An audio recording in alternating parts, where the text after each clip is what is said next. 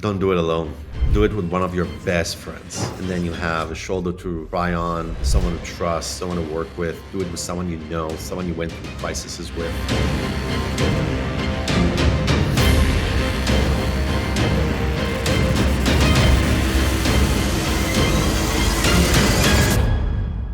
Alrighty, hello everyone, and welcome to the Deal Maker Show. So today we have a really amazing founder joining us. An Israeli founder from Startup Nation. We love those. They're really amazing. I love the approach. I love the building. The zero BS is just amazing. I love Israeli founders, and we're going to be talking about amazing stories. Building, scaling, financing, traveling all over the world, crazy stories, when being, in other countries. So again, brace yourself for quite the inspiring conversation. And without further ado, let's welcome our guest today, Yuval Golan. Welcome to the show. Hey, Ale.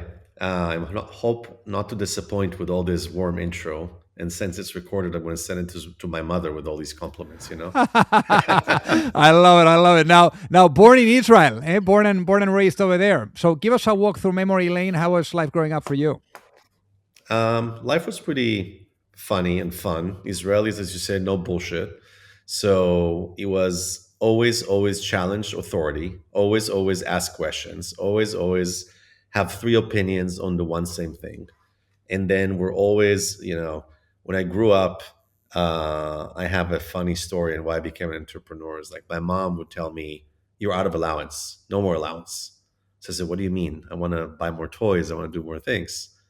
And she would tell me, "Get a job." And when I was 6, I literally went to the commercial center next to my house and looked for a job. And when they wouldn't accept me, I just sold my toys, made money, and then started delivering flowers and meat and other stuff when I was 6 to 8. These days it's underage illegal labor, but those days it was fine.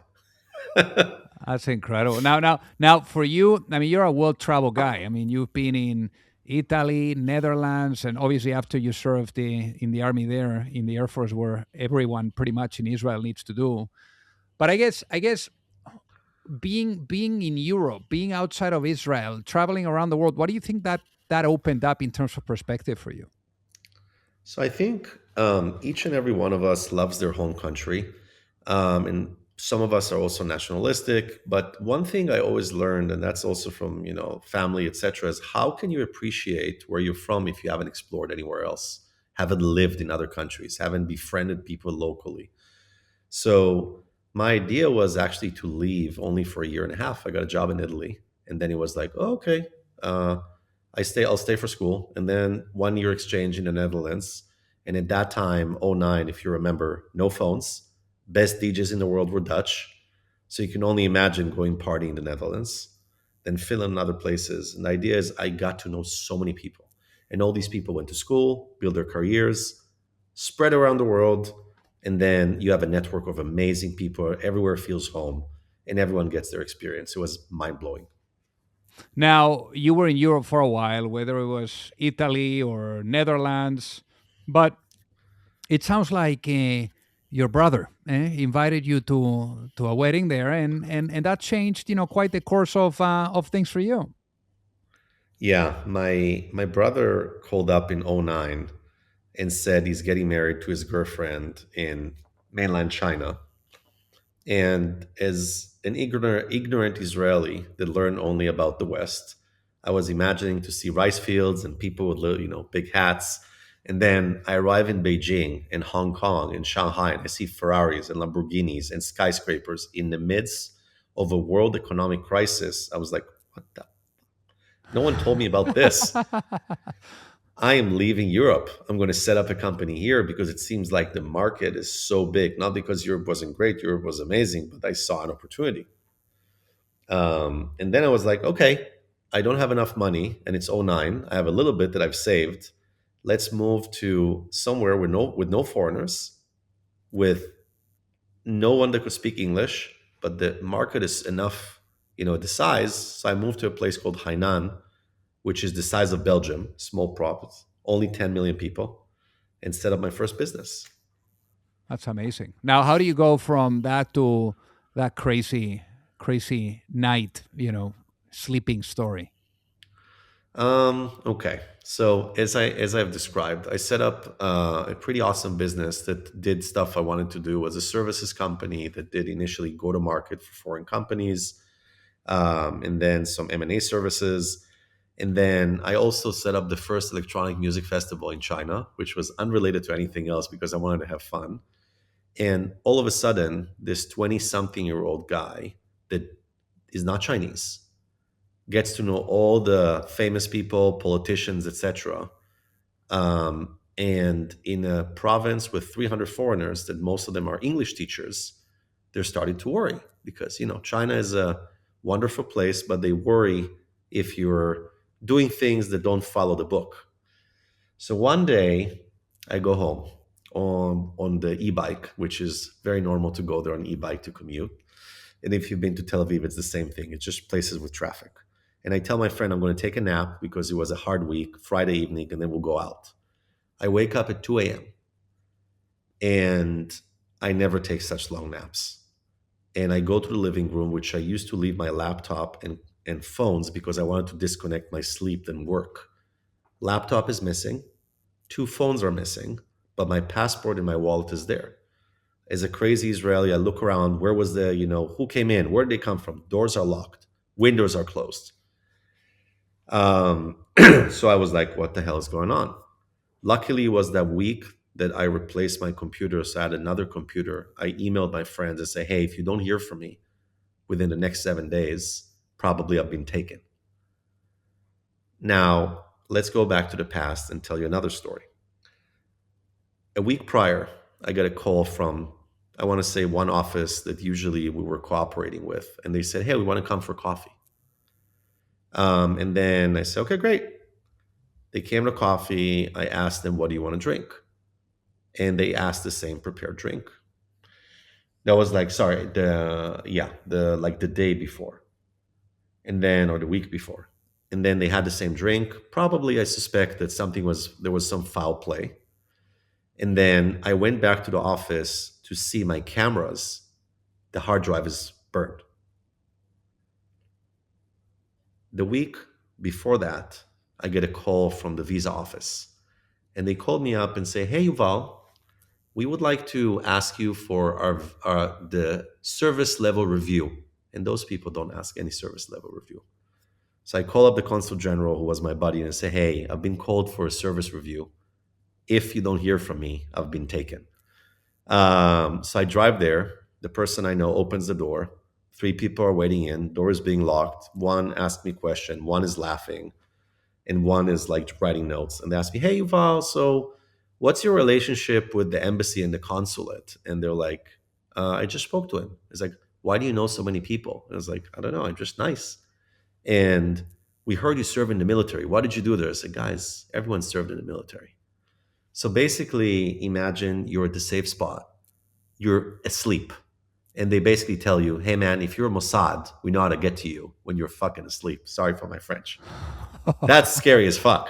Wait, So wow. after That's that, I unbelievable. moved to a hotel for 2 years because I wanted to have, entries to be sure I'm okay. Um, and also, I was able to research where they came from, all these things. They couldn't find the person. I connected connections that they always find thieves if they need to. This specific thief, they couldn't. And also, find my laptop didn't work. So, you know who took it. Wow, no kidding. Now, how do you fast forward from that to just deciding it's time to pack the bags and getting the hell out of China? So China was an amazing place. I'm very thankful. They gave me a great opportunity. I was a young entrepreneur. I worked in a province that was highly, looking for development. They trusted my opinion. And yes, there's caveats for all these things. I was pretty lucky with the business. It went very well. Worked pretty well, self-funded, all good, profitable. Did a good business. And then 2017, I already realized East West is not going the right way, and I decided I want to do an EMBA. So I was on the route to the US and Peking University in China, did my EMBA. And kind of quarter 4 2019, I had a nice gypsy gut feeling that told me, I think it's time to leave.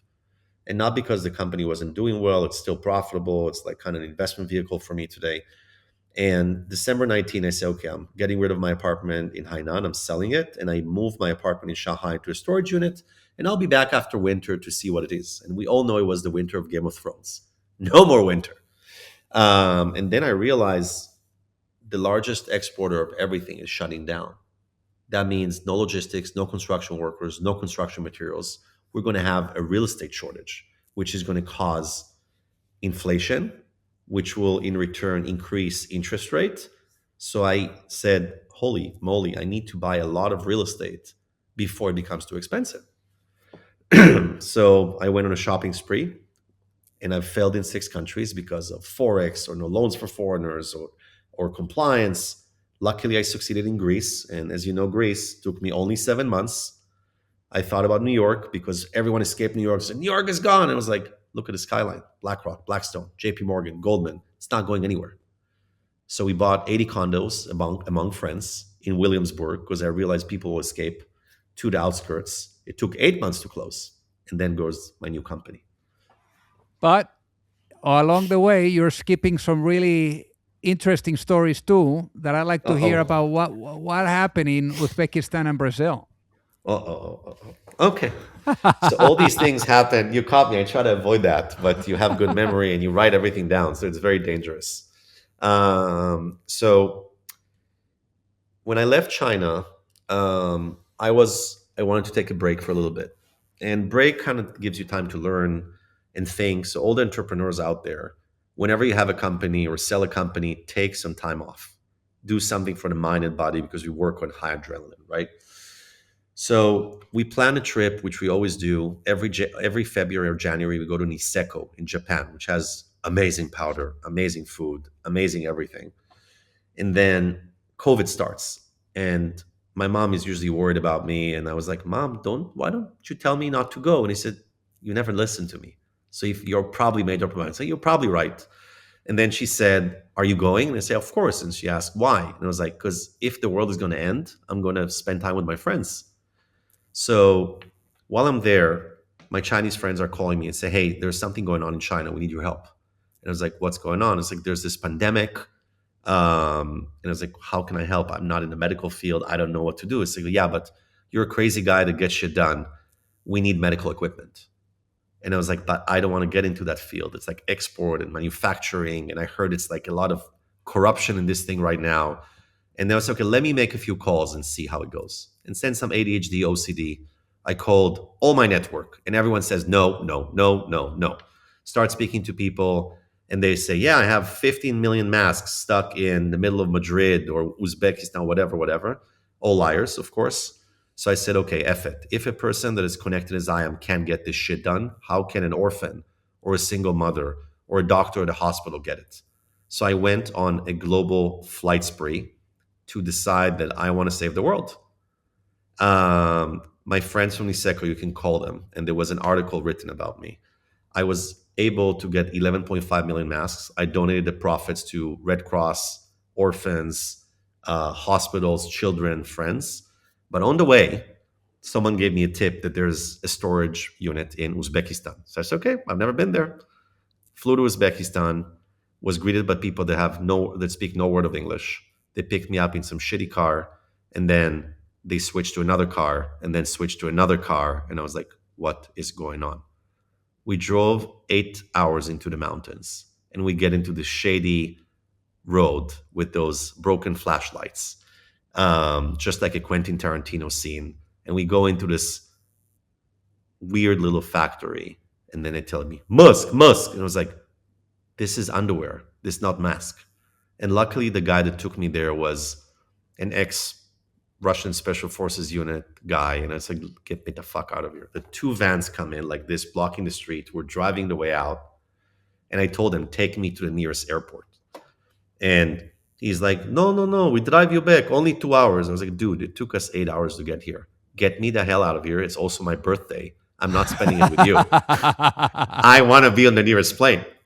Oh my Now, God. this is where the international network comes in. My former EMBA colleague says, I write him a message just in case I'm there because he's from Kyrgyzstan. He said, Yuval, my buddy from Moscow University will save your ass. You don't know him, but he owes me. Just text him if there's an emergency. A guy that I don't know buys me a business class flight from the nearest airport to get back to Tashkent. And then he says, Yuval, I heard you're alone on your birthday. I don't know you, but you're a friend of Igor. We're going to celebrate, do your birthday. I'm going to pick you up from the airport. Everything expenses all paid. And I'm like, wow. That's amazing. That's amazing. So now let's fast forward now, and you're with Waltz, right? So let's talk about Waltz.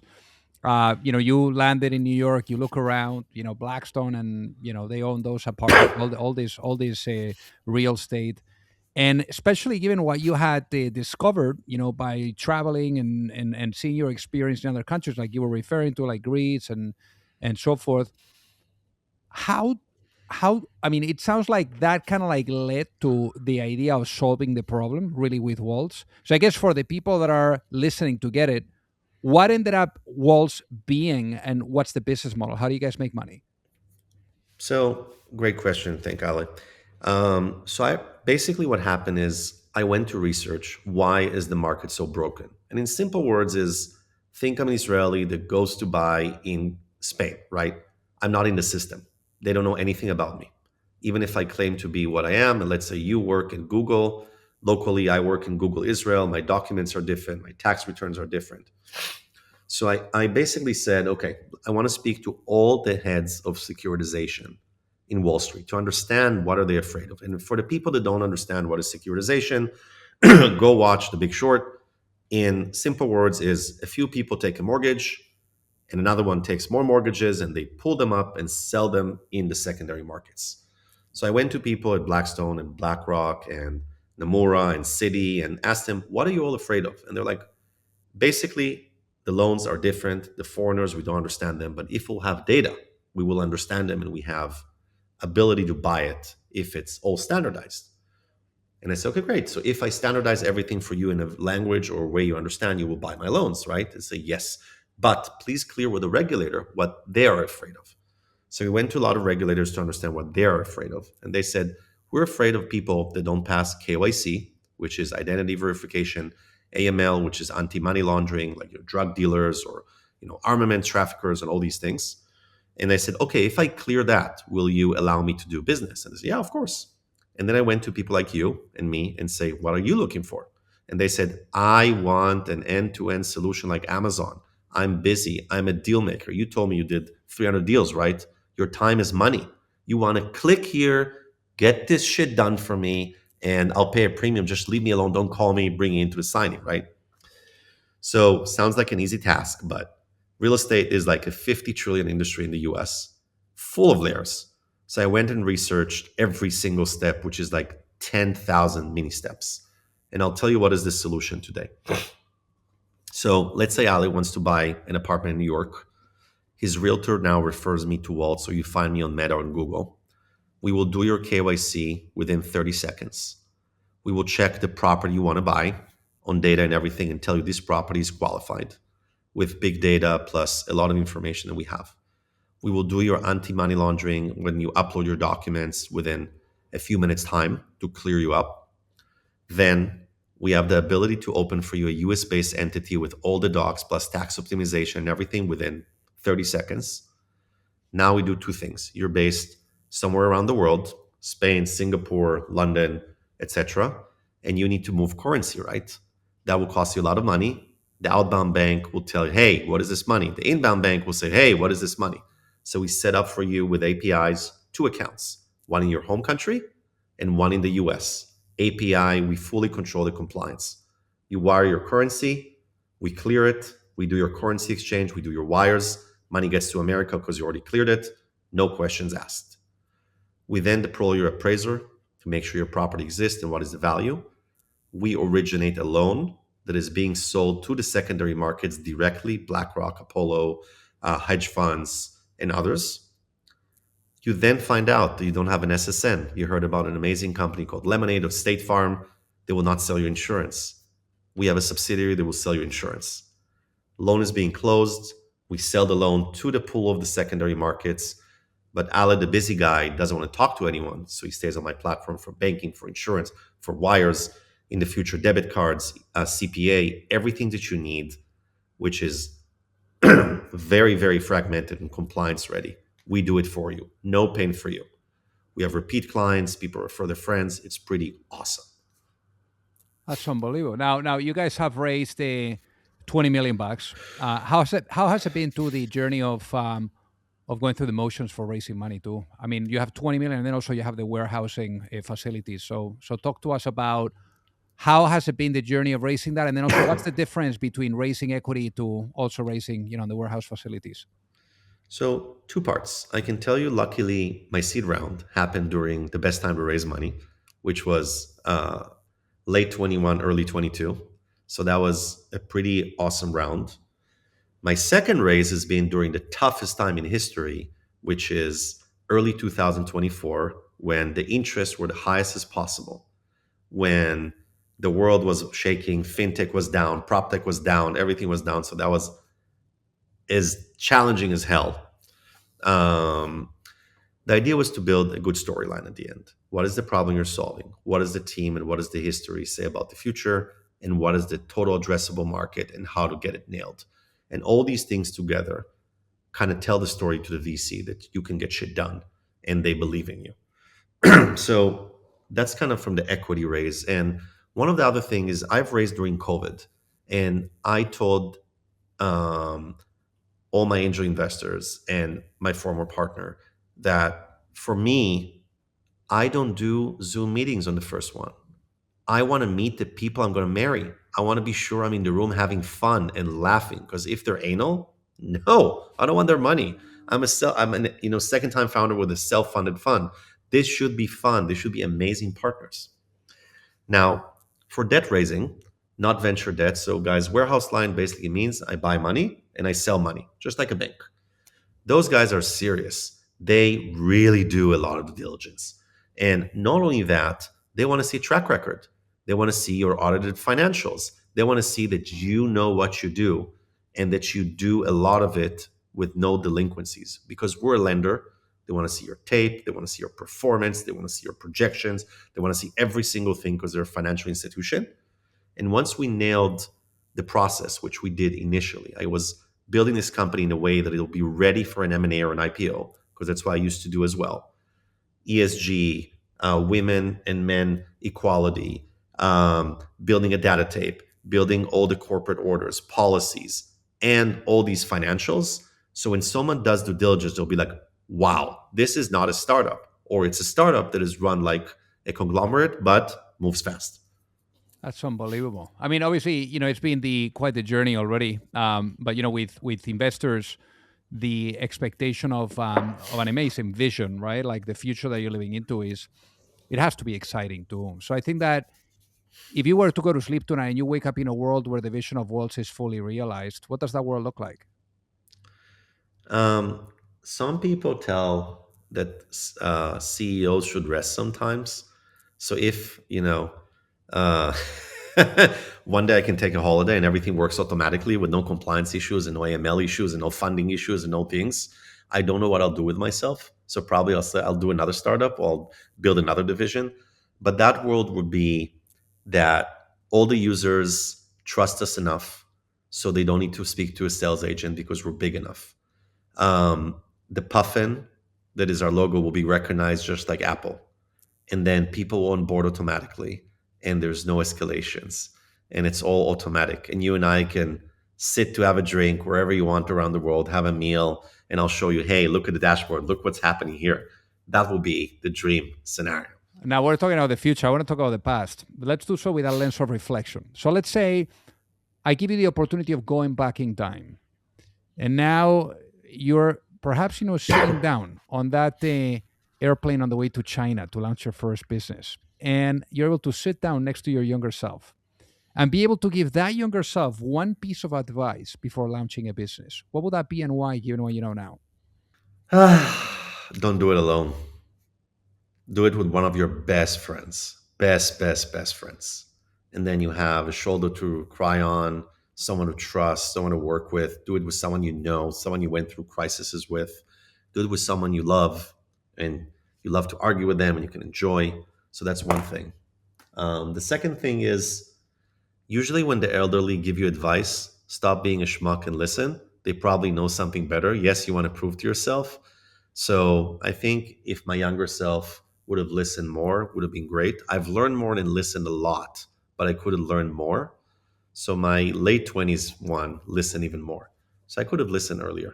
I love it. And I should have listened to, and I'm sorry for mentioning this again, to my mom. She speaks 7 languages, and I was such a Wow. moron because I could have spoken 7 native languages or 6 when I was a kid instead of wasting my time on that when I was an adult.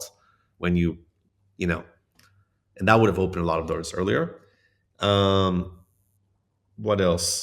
I think that's kind of it. Those are big. Now, for the people that are listening that would love to reach out and say hi, what is the best way for them to do so, for them to perhaps learn more about Waltz? What would you tell them? Um, I am one of those people when you reach out to me on LinkedIn and ask for help. I'm one of those people that actually answers unless they want to sell me SEO services or some other stuff, which always happens. But I if know the someone feeling. reaches out, you know, Oh SEOs, you my want to do God. this Oh my marketing, how do God. you use your first challenge, blah, blah, blah. So it's like, I've asked so many people for help and they've helped me. So I always pass it on, just like I told you with the COVID story. So reach out on LinkedIn. I'm Yuval Golan. There's many of us, but I'm the one with the bird. And if you want to publish my email after this, you're welcome to. So if it's helpful, we can do that as well. The Waltz email, yuval@getwaltz.com. You can edit it out if it's not if it's you think it's too much, but reach out, recruiting, advice, investment, starting a business, crazy stories. I think that's kind of it. Amazing. Well, Yuval, it has been an absolute honor to have you with us. Thank you so much for really taking the time and yeah, I mean, really appreciate it.